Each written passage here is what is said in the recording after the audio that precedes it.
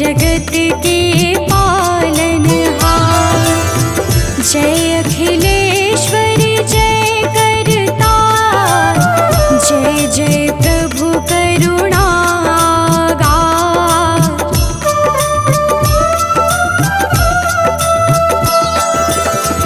जय गिरधर लोक निवासी, घट घट वासी प्रभु अविनाशी।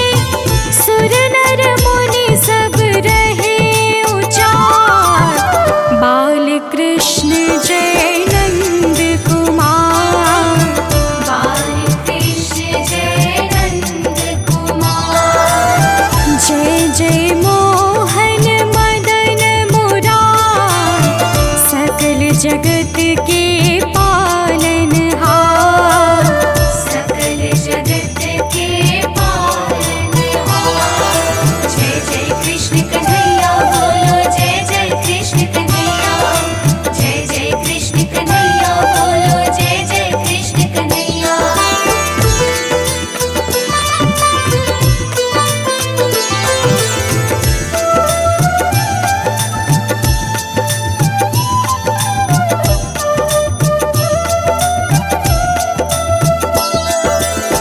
द्वापर में यमुना के तट पर, नगर एक था अतिशय सुंदर। मथुरापुरी नगर का नाम, उग्रसेन राजा गुणग्राम।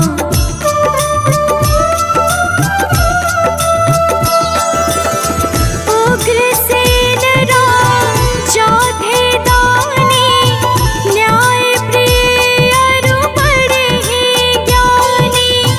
प्रभु को जपते बारंबार, बाल कृष्ण जय नंद कुमार।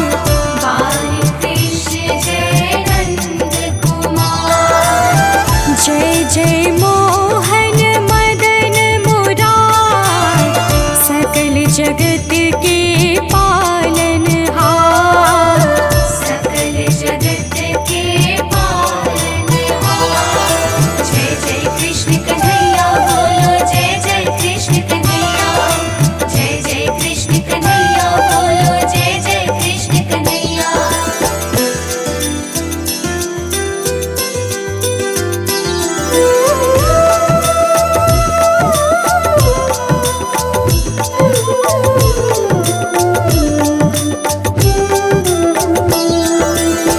उग्रसेन थे अति महान, पर ना थी कोई संतान। एक बार महाराजा के घर, जन्मा है एक बालक सुंदर।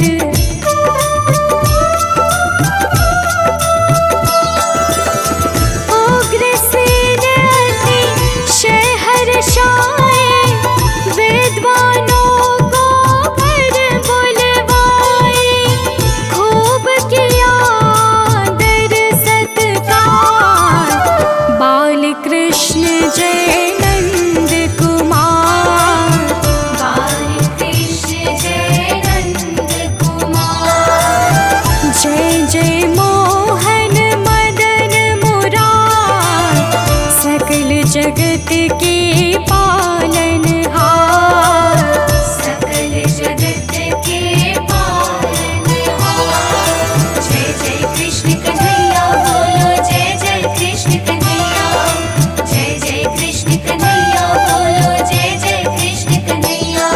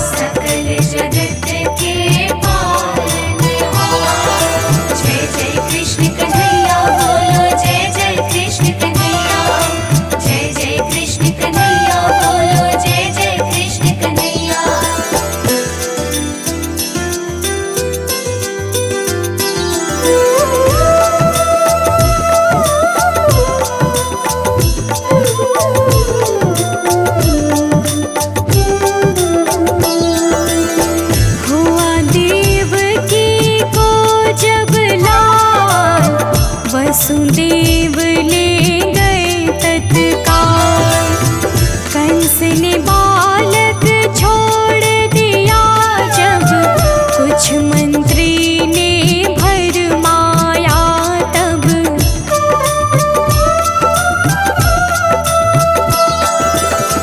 मौत का भय जब सिर पर छाया, कंस ने बालक को मरवाया।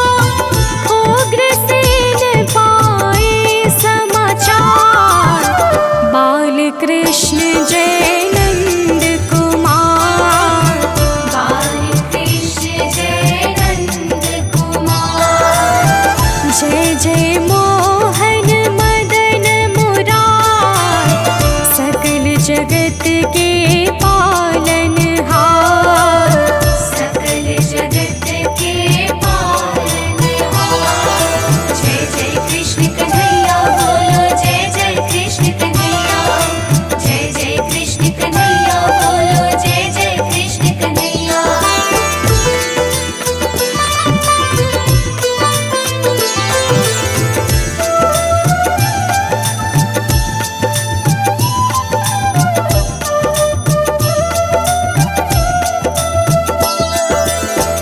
उग्रसेन ने जब समझाया, कंस ने जेल में है डलवाया।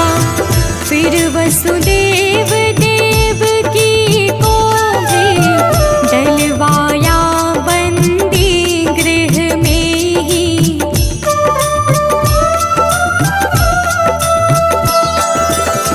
बैठा कंस स्वयं सिंहासन, और चलाया अपना शासन।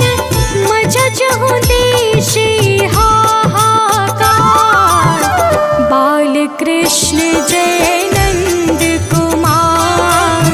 बाल कृष्ण जय नंद कुमार। जय जय मोहन मदन मुरार, सकल जगत के पालनहार। सकल जगत के पालनहार। जय जय कृष्ण कन्हैया बोलो, जय जय कृष्ण कन्हैया। जय जय कृष्ण कन्हैया बोलो, जय जय कृष्ण कन्हैया।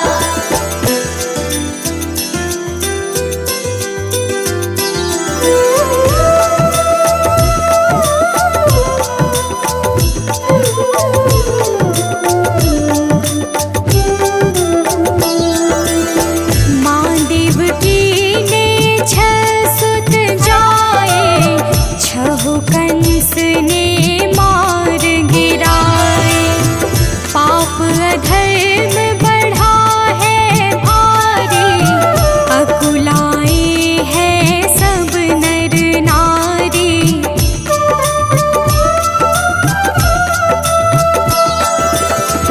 इंद्र आदि देवों ने मिलकर हाल सुनाया प्रभु को जाकर।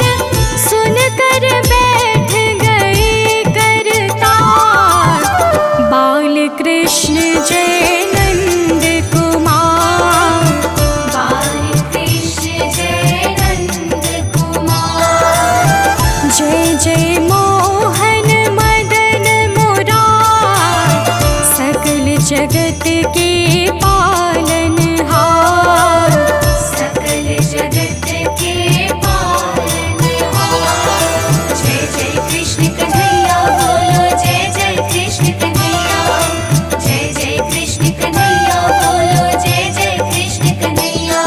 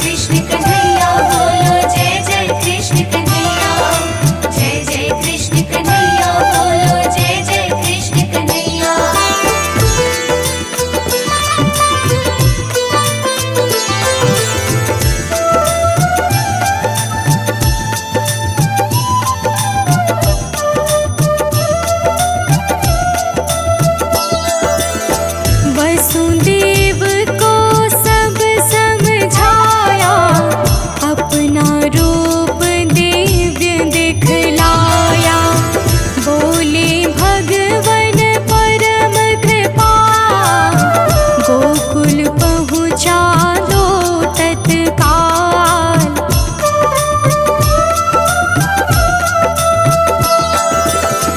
वंदे ग्रह के खुल गए ताले, नभ में छाए बादल काले।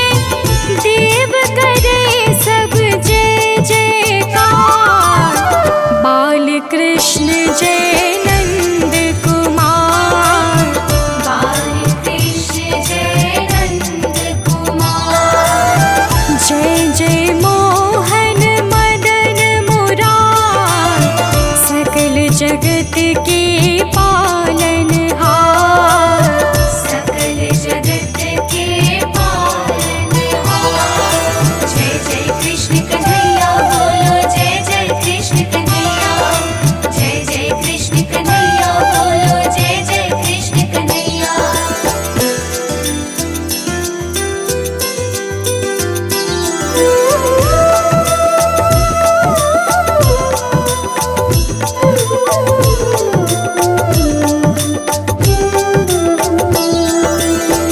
बाल कृष्ण को शीश उठाकर, वसुदेव जी गए नंद घर।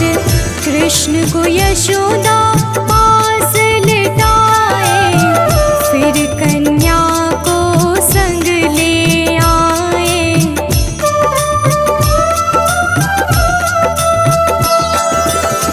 फाटक सारे बंद भरे हैं, वसुदेव सब भूल गए हैं।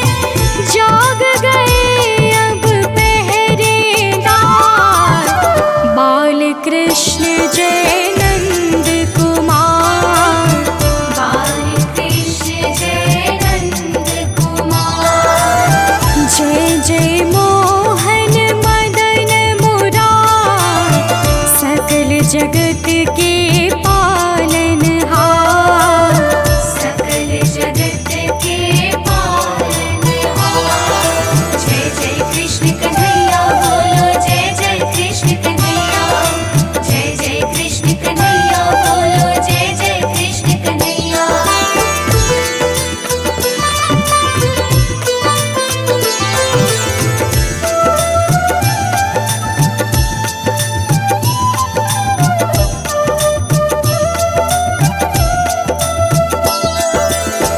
कन्या के रोने को सुनकर, कंस गया कारागृह के अंदर।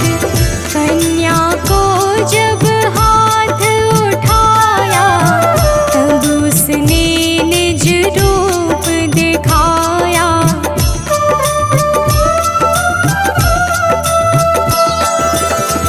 बोले कन्या तेरा काल, जन्म ले चुका अष्टम लाल। सुनकर कंस गया दरबार, बाल कृष्ण जय नंद कुमार। बाल कृष्ण जय नंद कुमार। जय जय मोहन मदन मुरार, सकल जगत के पालनहार। सकल जगत के पालनहार।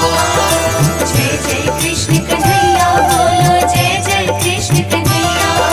जय जय कृष्ण कन्हैया बोलो, जय जय कृष्ण कन्हैया।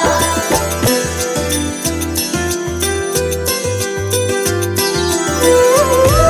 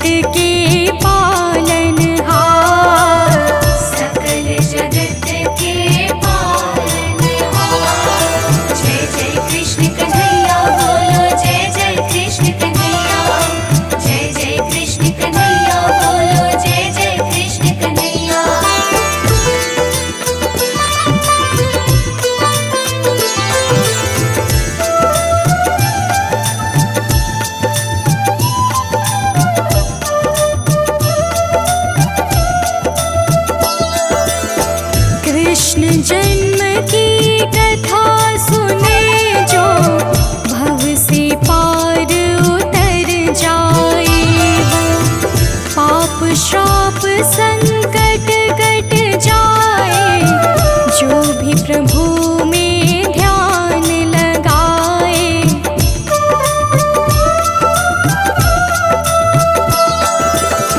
कवि सानंद सदा गुण गाए रोहित प्रभु को शीश झुकाए। कृपा करो हम पर सरकार बाल कृष्ण जय नंद कुमार। बाल कृष्ण जय नंद कुमार। जय जय मोहन मदन मुरार सकल जगत के पालनहार। सकल जगत के पालनहार। जय जय कृष्ण कन्हैया बोलो जय जय कृष्ण कन्हैया। जय जय कृष्ण कन्हैया बोलो जय जय कृष्ण कन्हैया।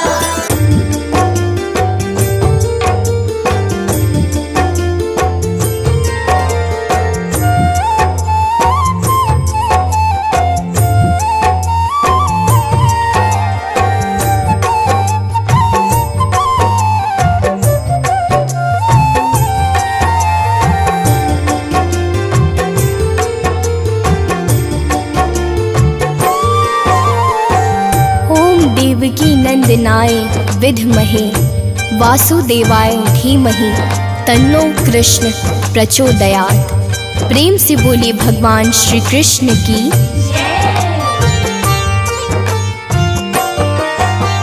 शुक्ल अष्टमी भाद्रपद में जन्मे 16 कलानिपुण रामचंद्र से भी ज्यादा है जिनमें उपस्थित सारे गुण। वदामि कृष्णं जपामि कृष्णं भजामि कृष्णं नमामि कृष्णं। मंगल करता हरि हरि का मंगल करता शुभ नाम। गोकुल मथुरा वृंदावन बरसाना जिनका धाम। वदामि कृष्णं जपामि कृष्णं भजामि कृष्णं नमामि कृष्णं। बस श्री कृष्ण के नाम से मिलती है कष्टों से मुक्ति। बनी रहे हरि की कृपा कर जो कृष्ण की भक्ति। वदामि कृष्णं जपामि कृष्णं भजामि कृष्णं नमामि कृष्णं। रोहिणी नक्षत्र में जन्म लिए पालन करता भगवान। अपने भक्तों का सदा ही कृष्ण करे कल्याण। वदामि कृष्णं जपामि कृष्णं भजामि कृष्णं नमामि कृष्णं। भक्तों, भाद्रपद के कृष्ण पक्ष की अष्टमी तिथि को भगवान कृष्ण का जन्म हुआ था। आधी रात को रोहिणी नक्षत्र में मथुरा के कारागार में देवकी के गर्भ से भगवान श्री कृष्ण का जन्म हुआ था। इसी कारण हर साल इस दिन श्री कृष्ण का जन्मोत्सव बहुत ही धूमधाम के साथ मनाया जाता है। इस दिन भगवान श्री कृष्ण की पूजा विधिवत तरीके से की जाती है। इसके साथ ही माना जाता है कि पूजा के साथ बाल गोपाल के जन्म के समय की यह कथा अवश्य सुननी चाहिए। इससे सुख समृद्धि धन वैभव की प्राप्ति होती है। स्कंद पुराण की मतानुसार जो भी व्यक्ति जानकर भी कृष्ण जन्माष्टमी व्रत को नहीं करता वह मनुष्य जंगल में सर्प और व्याघ्र होता है। ब्रह्म पुराण का कथन है कि कलयुग में भाद्रपद मास के कृष्ण पक्ष की अष्टमी में 28वें युग में देवकी के पुत्र श्री कृष्ण उत्पन्न हुए थे। यदि दिन या रात में कला मात्र भी रोहिणी ना हो तो विशेषकर चंद्रमा से मिली हुई रात्रि में इस व्रत को करें। भविष्य पुराण का वचन है, श्रावण मास के शुक्ल पक्ष में कृष्ण जन्माष्टमी व्रत को जो मनुष्य नहीं करता वह क्रूर राक्षस होता है, केवल अष्टमी तिथि में ही उपवास करना कहा गया है। यदि वही तिथि रोहिणी नक्षत्र से युक्त हो तो जयंती नाम से संबोधित की जाएगी। वही पुराण का वचन है कि कृष्ण पक्ष की जन्माष्टमी में यदि एक कला भी रोहिणी नक्षत्र हो तो उसको जयंती नाम से ही संबोधित किया जाएगा। अतः उसमें प्रयत्न से उपवास करना चाहिए। तो प्रेम से बोलिए भक्तों, श्री कृष्ण भगवान की देवकी नंदन राज दुलारे, यशोदा की आंखों के तारे, श्याम वर्ण गिरधर भगवान, बड़े कृपालु कृपा निधान। वदामि कृष्णं जपामि कृष्णं, भजामि कृष्णं नमामि कृष्णं। कंस था राजा दुराचारी, जिससे त्रस्त थी प्रजा सारी, मथुरा पर करता था शासन, जनता सारी दुखी विपन्न। वदामि कृष्णं जपामि कृष्णं, भजामि कृष्णं नमामि कृष्णं। उसकी एक बहन देवकी, जिसे करता था कंस प्यार, वासुदेव से विवाह कराया, किया खूब आदर सत्कार। वदामि कृष्णं जपामि कृष्णं, भजामि कृष्णं नमामि कृष्णं। भागवत में इसका वर्णन, कारण मृत्यु का बनेगी बहन, 8वां पुत्र लेगा अवतार, कंस का करेगा वह संहार। वदामि कृष्णं जपामि कृष्णं, भजामि कृष्णं नमामि कृष्णं। भक्तों, भागवत पुराण के अनुसार द्वापर युग में मथुरा नगरी पर कंस नाम का एक अत्याचारी राजा शासन करता था। अपने पिता राजा उग्रसेन को गद्दी से हटाकर वो स्वयं राजा बन गया था। मथुरा की प्रजा उसके शासन से बहुत दुखी थी, लेकिन वो अपनी बहन देवकी को बहुत प्यार करता था। उसने देवकी का विवाह अपने मित्र वासुदेव से कराया। जब वो देवकी और वासुदेव को उनके राज्य लेकर जा रहा था, तभी एक आकाशवाणी हुई, हे कंस, जिस बहन को तू उसके ससुराल छोड़ने जा रहा है, उसके गर्भ से पैदा होने वाली 8वीं संतान तेरी मौत का कारण बनेगी। आकाशवाणी सुनकर कंस क्रोधित हो उठा और वासुदेव को मारने बढ़ा। तब देवकी ने अपने पति के प्राणों की रक्षा के लिए कहा कि उनकी जो भी संतान जन्म लेगी उसे वो कंस को सौंप देंगे। कंस ने बहन की बात मानकर दोनों को कारागार में डाल दिया। कारागार में देवकी ने एक एक करके 7 बच्चों को जन्म दिया, लेकिन कंस ने उन सभी का वध कर दिया। हालांकि 7वीं संतान के रूप में जन्म शेष अवतार बलराम को योग माया ने संकर्षित कर माता रोहिणी के गर्भ में पहुंचा दिया था। इसलिए ही बलराम को संकर्षण भी कहा जाता है। तो प्रेम से बोलिए भक्तों, श्री कृष्ण भगवान की। कंस ने किया सोच विचार, डाला देवकी को कारागार, 6 पुत्रों को उसने मारा, इस तरह अपनी मृत्यु टारा। वदामि कृष्णं जपामि कृष्णं, भजामि कृष्णं नमामि कृष्णं। 7वीं संतति हुए बलराम, संकर्षण जिनका 2 जाना, योग माया ने उनको बचाया, रोहिणी के गर्भ में है बिठाया। वदामि कृष्णं जपामि कृष्णं, भजामि कृष्णं नमामि कृष्णं।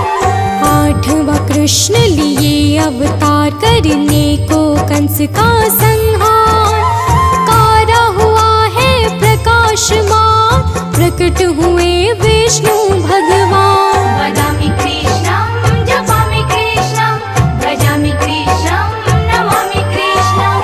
नंद के पास बालक ले जाओ, वहाँ से यशोदा की पुत्री लाओ, कहकर विष्णु हुए अंतर्ध्यान, देवकी वासुदेव ने किया प्रणाम। वदामि कृष्णं जपामि कृष्णं, भजामि कृष्णं नमामि कृष्णं। भक्तों, आकाशवाणी के अनुसार माता देवकी की 8वीं संतान रूप में स्वयं भगवान विष्णु कृष्ण अवतार के रूप में पृथ्वी पर जन्मे थे। उसी समय माता यशोदा ने एक पुत्री को जन्म दिया। इस बीच कारागार में अचानक प्रकाश हुआ और भगवान श्री हरि विष्णु प्रकट हुए। उन्होंने वासुदेव से कहा कि आप इस बालक को अपने मित्र नंद जी के यहाँ ले जाओ और वहाँ से उनकी कन्या को यहाँ लाओ। भगवान विष्णु के आदेश से वासुदेव जी भगवान कृष्ण को सूप में अपने सिर पर रखकर नंद जी के घर की ओर चल दिए। भगवान विष्णु की माया से सभी पहरेदार सो गए। कारागार के दरवाजे खुल गए। यमुना ने भी शांत होकर वासुदेव जी के जाने का मार्ग प्रशस्त कर दिया। वासुदेव भगवान कृष्ण को लेकर नंद जी के यहाँ सकुशल पहुँच गए और वहाँ से उनकी नवजात कन्या को लेकर वापस आ गए। जब कंस को देवकी की 8वीं संतान के जन्म की सूचना मिली, वह तत्काल कारागार में आया और उस कन्या को छीनकर पृथ्वी पर पटकना चाहा, लेकिन वह कन्या उसके हाथ से निकलकर आसमान में चली गई। फिर कन्या ने कहा, हे मूर्ख कंस, तुझे मारने वाला जन ले चुका है और वह वृंदावन पहुंच गया है। अब तुझे जल्द ही तेरे पापों का दंड मिलेगा। वह कन्या कोई और नहीं, स्वयं योग माया थी। तो प्रेम से बोलिए भक्तों, श्री कृष्ण भगवान की। वासुदेव वहाँ से कन्या लाए, कृष्ण को गोकुल में पहुँचाए। कंस को मिला जब समाचार, दौड़ के पहुँचा है कारागार। वदामि कृष्णं जपामि कृष्णं भजामि कृष्णं नमामि कृष्णं। कन्या को चाहे है मारना, पर वह चली गई आसमान। कहा कंस तुम्हें मारने वाले जन्म ले चुके हैं भगवान। वदामि कृष्णं जपामि कृष्णं भजामि कृष्णं नमामि कृष्णं। तब कंस ने युक्ति लगाई, कृष्ण वध की योजना बनाई।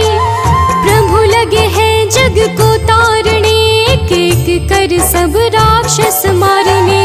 वदामि कृष्णं जपामि कृष्णं भजामि कृष्णं नमामि कृष्णं। मरने लगे राक्षस बलवान, तब कंस को हुआ है भान। कहा नंद पारिजात ले आओ, वरना तुम मृत्यु को पाओ।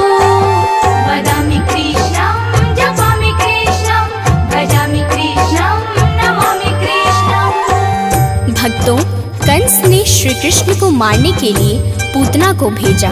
जब कंस को पूतना की मृत्यु का समाचार प्राप्त हुआ, तो उसने कृष्ण का वध करने के लिए क्रमशः केशी नामक दैत्य को अश्व के रूप में, उसके पश्चात अरिष्ट नामक दैत्य को बैल के रूप में भेजा, किंतु ये दोनों भी कृष्ण के हाथों मृत्यु को प्राप्त हुए। इसके पश्चात कंस ने काल्याख्य नामक दैत्य को कौवे के रूप में भेजा, किंतु वह भी कृष्ण के हाथों मारा गया। अपने बलवान राक्षसों की मृत्यु के आघात से कंस अत्यधिक भयभीत हो गया। उसने द्वारपालों को आज्ञा दी कि नंद को तत्काल मेरे समक्ष उपस्थित करो। द्वारपाल नंद को लेकर जब उपस्थित हुए, तब कंस ने नंद जी से कहा कि यदि तुम्हें अपने प्राणों को बचाना है तो पारिजात के पुष्प ले आओ। यदि तुम नहीं ला पाए तो तुम्हारा वध निश्चित है। कंस की बातों को सुनकर नंद ने ऐसा ही होगा कहा और अपने गृह की ओर चले गए। घर आकर उन्होंने संपूर्ण वृत्तांत अपनी पत्नी यशोदा को सुनाया, जिसे श्री कृष्ण भी सुन रहे थे। एक दिन श्री कृष्ण अपने मित्रों के साथ यमुना नदी के किनारे गेंद खेल रहे थे और अचानक स्वयं ने ही गेंद को यमुना में फेंक दिया। यमुना में गेंद फेंकने का मुख्य उद्देश्य यही था कि वे किसी प्रकार पारिजात पुष्पों को ले आएं। अतः वे कदम्ब के वृक्ष पर चढ़कर यमुना में कूद पड़े। तो प्रेम से बोलिए भक्तों, श्री कृष्ण भगवान की।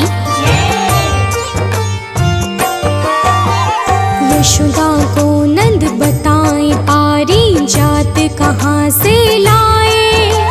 कृष्ण को हुआ है सब ज्ञान, पहुँच गए वो यमुना के घाट। वदामि कृष्णं जपामि कृष्णं भजामि कृष्णं नमामि कृष्णं। गेंद फेंका है तब यमुना में, लीला रच दिया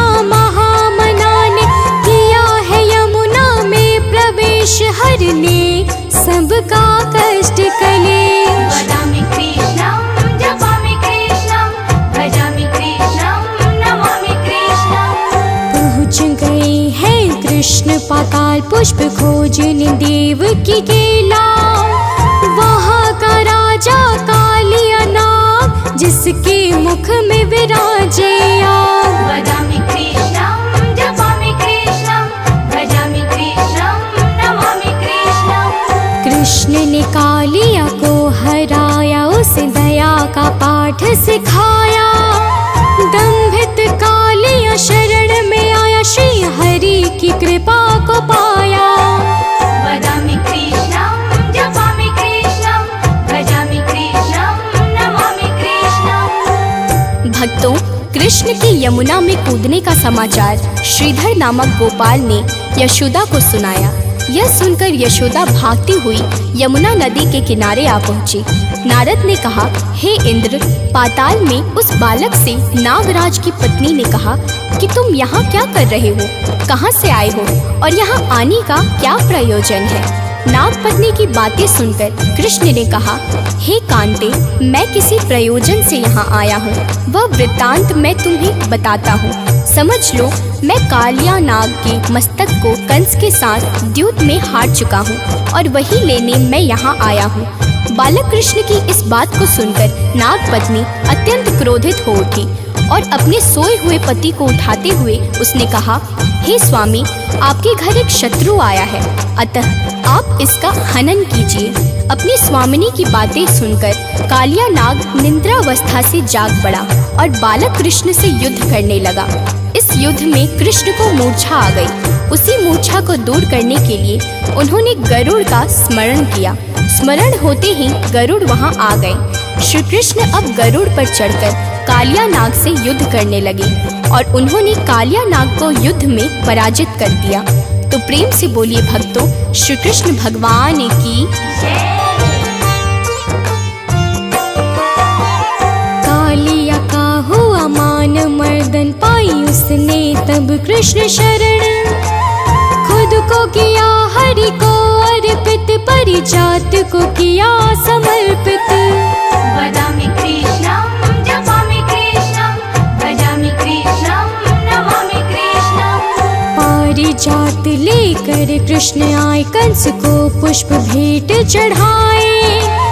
कंस को हुई है बड़ी हैरानी, कालिया नाग ने की ना हानि। वदामि कृष्णं जपामि कृष्णं भजामि कृष्णं नमामि कृष्णं। भयावह कालिया की फुफकार, खाली जाता न उसका प्रहार। कैसे बच गया छलिया कृष्ण, मन में कंस के उठी है तृष्णा। वदामि कृष्णं जपामि कृष्णं भजामि कृष्णं नमामि कृष्णं। जो प्रभु की कृपा न पाता, उसे सद्बुद्धि कभी नाता। कंस को भी था बड़ा अभिमान, ईश्वर ये सत्ता का था ना ज्ञान। वदामि कृष्णं जपामि कृष्णं भजामि कृष्णं नमामि कृष्णं। भक्तों, अब कालिया नाग ने भली भांति जान लिया था कि मैं जिनसे युद्ध कर रहा हूँ वे भगवान विष्णु के अवतार श्री कृष्ण ही हैं। अतः उन्होंने कृष्ण के चरणों में साष्टांग प्रणाम किया और पारिजात से उत्पन्न बहुत से पुष्पों को मुकुट में रखकर कृष्ण को भेंट दिया। जब कृष्ण चलने को हुए तब कालिया नाग की पत्नी ने कहा, हे स्वामी, मैं कृष्ण को नहीं जान पाई। हे जनार्दन, मंत्र रहित, क्रिया सहित, भक्ति भाव रहित मेरी रक्षा कीजिए। हे प्रभु, मेरे स्वामी मुझे वापस दे दे। तब श्री कृष्ण ने कहा, हे सर्पिणी, दैत्यों में जो सबसे बलवान है उस कंस के सामने मैं तेरे पति को ले जाकर छोड़ दूंगा, अन्यथा तुम अपने गृह को चली जाओ। अब श्री कृष्ण कालिया नाग के फन पर नृत्य करते हुए यमुना के ऊपर आ गए। तदनंतर कालिया की फुंकार से तीनों लोग कंपायमान हो गए। अब कृष्ण कंस की मथुरा नगरी को चल दिए। वहाँ कमल पुष्पों को देखकर यमुना के मध्य जलाशय में वह कालिया सर्प भी चला गया। तो प्रेम से बोलिए भक्तों, श्री कृष्ण भगवान की। कृष्ण चाणूर कर मल्ल युद्ध पर थे कृष्ण बड़े प्रबुद्ध। चाणूर केशी को हराया, शंख दैत्य ने मुक्ति पाया। वदामि कृष्णं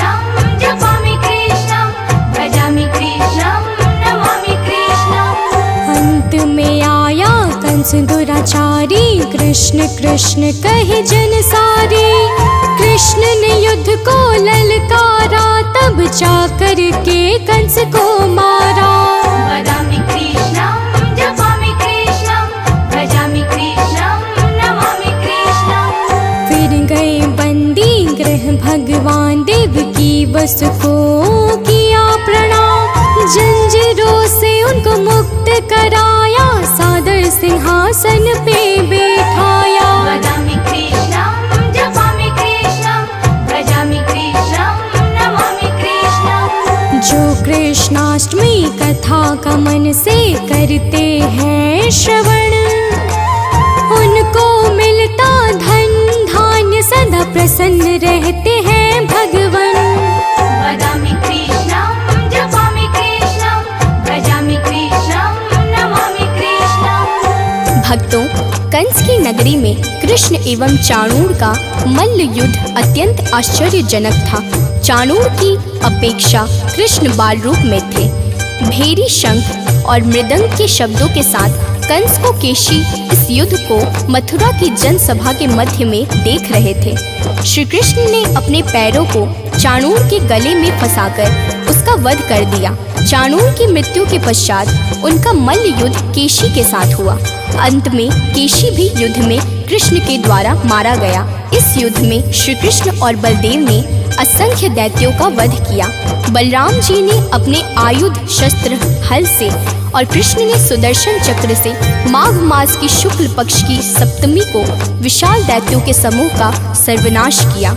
जब अंत में केवल दुराचारी कंस ही बच गया, तो कृष्ण ने कहा, हे दुष्ट अधर्मी दुराचारी, अब मैं इस महायुद्ध स्थल पर तुझसे युद्ध कर तथा तेरी वध कर इस संसार को तुझसे मुक्त कराऊंगा। यह कहते हुए श्री कृष्ण ने उससे केशों को पकड़ लिया और कंस को घुमाकर पृथ्वी पर पटक दिया, जिससे वह मृत्यु को प्राप्त हुआ। कंस के मरने पर देवताओं ने शंख घोष व पुष्प वृष्टि की। वहां उपस्थित समुदाय श्री कृष्ण की जय जयकार कर रहा था। कंस की मृत्यु पर नंद, देवकी, वसुदेव, यशोदा और इस संसार के सभी प्राणियों ने हर्ष पर्व मनाया। तो प्रेम से बोलिए भक्तों, भगवान श्री कृष्ण की जय।